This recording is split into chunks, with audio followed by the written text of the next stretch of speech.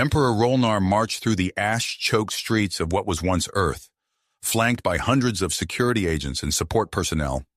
They marched in unison towards the last building, left non-decimated in this desecrated world. Bodies, blood, and gore were ever present, filling in craters, dips, and depressions like a sick biological concrete.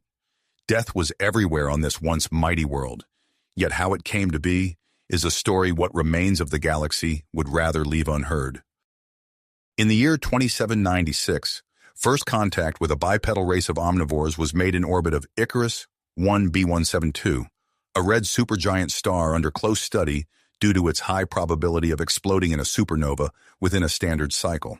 They were in an overlooked part of the galaxy, and thus had stayed under our radar for quite some time. Yet in this time, they had advanced into a powerful interstellar empire. These bipedal omnivores would end up being humans. They had sent a scientific research vessel to this system, much like we had, in hopes of studying the last moments of a dying star. This star was known to them as Betelgeuse, a very culturally significant star in one of their most prominent constellations. The star was set to explode in one human month, and the researchers of both parties were more interested in the star than each other. As was standard procedure with first contact, a boarding party was sent to secure the new species and hopefully, peacefully take them into a questioning facility. From there, an evaluation would be held regarding the eligibility of said species to join the Empire of the Stars. Unfortunately, the humans had a society in which boarding was synonymous with aggression. They responded likewise, killing over half of the detail sent to secure them. 57 humans were killed, and over 568 Imperial shock troopers were killed during the boarding. Such horrendous casualties would only be a precursor of what was to come. Within the day, 5 human warships had assembled in the Betelgeuse system.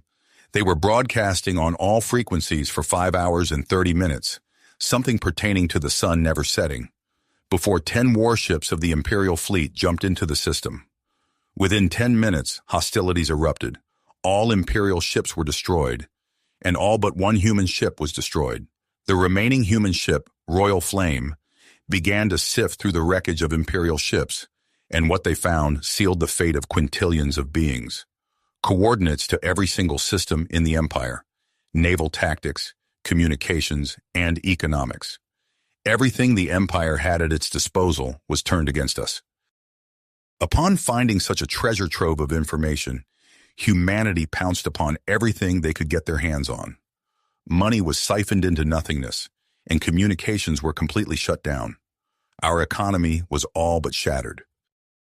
While our empire was in the dark, our convoys and logistics vessels were ambushed and destroyed. Not only was our empire's economy on life support, but humanity was also actively nuking the plug from orbit. Humans were overzealous in their efforts, however.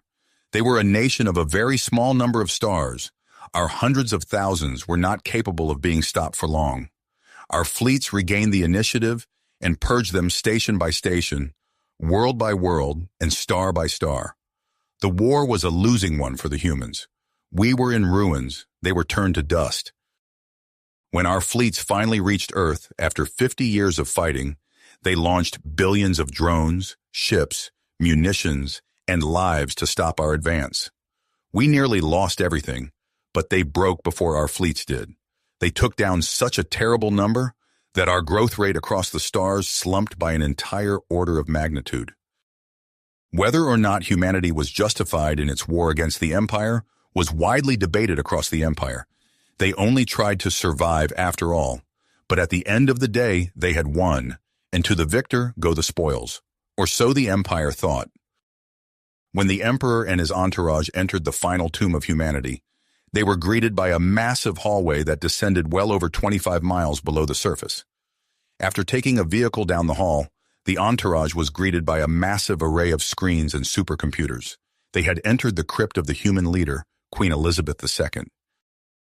The screens all displayed the visage of an elderly woman standing in front of a large clock tower.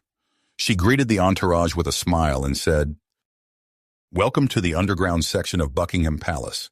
I hope the accommodations pertain to your liking." The Emperor was stunned. "How do you still live?" "Always have, always will. This computer contains but a shred of my collective consciousness. Perhaps we should travel to your palace for tea. Tea? The entire world seemed to rumble and come to life. Massive drives and thrusters spun up and unveiled themselves. After a matter of minutes, the entire planet entered FTL. The Emperor panicked and began to flee the underground bunker. He reached the surface just in time for Earth to come back to reality. The smog had completely cleared, replaced by a beautiful visage of Empyrean, the throne system of the Empire. Empyrus, the star of the system, was dimmed by a gargantuan ring that encased it. On the surface lived over 1 quadrillion beings. The mere presence of Earth's gravity was placing an enormous strain on the structure, and security forces were already on the way. Monitors and loudspeakers began to arise from the glassed ground. This palace is nice but not satisfactory to a queen. Renovations are in order. The Emperor was confused, he muttered. Reservations? Just then the pieces in his mind clicked and came to a shocking realization. He panicked and tried to flee to his spacecraft, but it was too late. The massive engines of the planet were racing at full speed towards the ring. Even before the impact, the ring buckled under the tremendous strength of Earth's gravity long before the collision. It shattered into billions of pieces in a glorious volley of explosions. Like a pane of glass being smashed by a guided missile, the overkill was absolute. When the first impact occurred, the computers containing the consciousness of the Queen and everyone else on Earth lifted off, content in the fact that they'd had their revenge. The ring and everyone on it, as well as the Emperor and his entourage, were destroyed. Human victory was absolute. Humanity seemingly lost everything, but in reality just made themselves look weak to protect their true secret. Arc ships had seeded the entire uninhabited galaxy, and the human economy and industrial capacity were only growing. All of the Empire's strength was negligible compared to the human knowledge gained in the first months of the war. It would be another 1,000 years before the dust settled, humanity and the Empire resting in a turbulent peace. In those 1,000 years, countless emperors rose and fell, but the Queen still remained. Only one thing could be learned from this insane fact: the sun never truly sets on the human empire. You have reached the end of the story. If you enjoyed this story and want to support us, please leave a like and subscribe to our channel, and for every comment that says 88, I will heart every single one of them. Thank you for your time.